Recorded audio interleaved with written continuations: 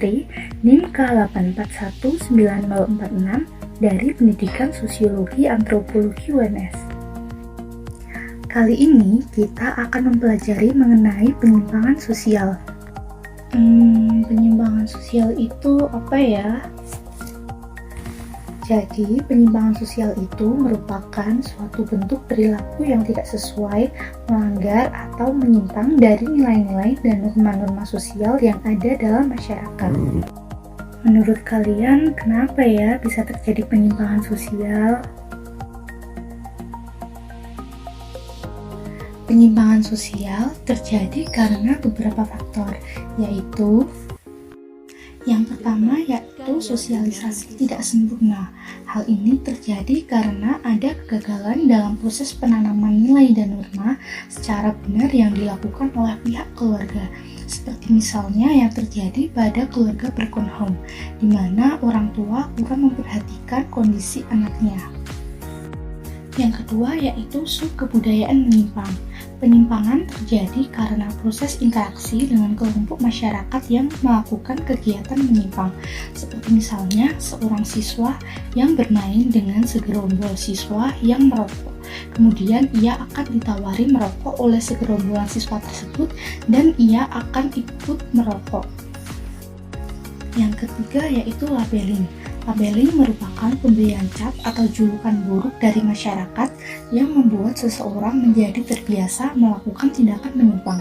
Seperti misalnya seorang anak yang diberi cap sebagai anak nakal. Ia akan terus berbuat nakal karena ia merasa julukan tersebut sudah melekat pada dirinya.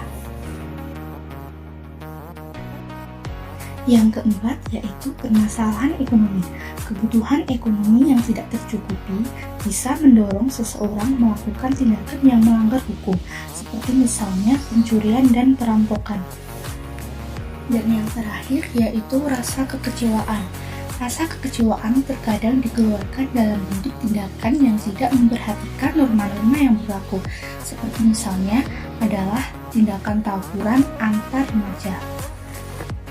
Seperti halnya yang terjadi dengan Nino.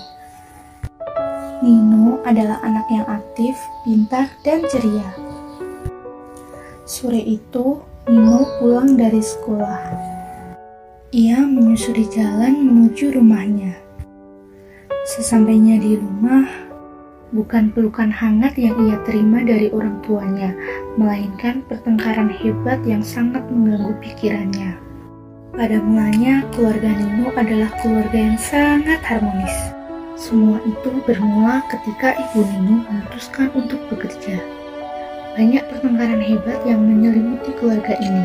Ayah Nino merasa setelah ibu Nino bekerja, ia tidak pernah mengurus rumah lagi dan tidak pernah memperhatikan anak-anaknya. Nino yang enggan menghiraukan pertengkaran orang tuanya langsung bergegas masuk ke kamarnya. Nino menghabiskan malamnya dengan bermain game online tanpa henti. Nino yang dulunya aktif, ceria, dan pintar, kini menjadi Nino yang berbeda.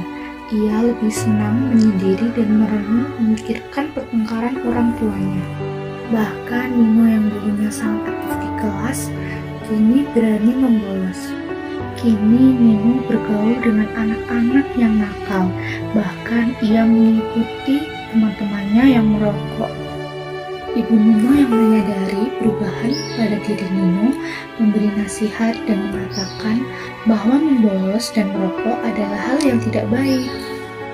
Orang tua Nino menyadari jika pertengkaran yang terjadi di keluarganya itu dapat berdampak kepada anak-anaknya, sehingga ibu Nino memutuskan untuk berhenti bekerja dan membuka usaha online yang bisa ia lakukan dari rumah, sehingga mereka tetap bisa mengawasi dan mendidik anak-anaknya. Nah, itu sedikit materi mengenai penyimpangan sosial dan contoh kasus penyimpangan sosial. Semoga kita tidak melakukan penyimpangan tersebut ya, karena penyimpangan sosial selain berdampak negatif pada diri kita, juga akan merugikan orang lain. Terima kasih.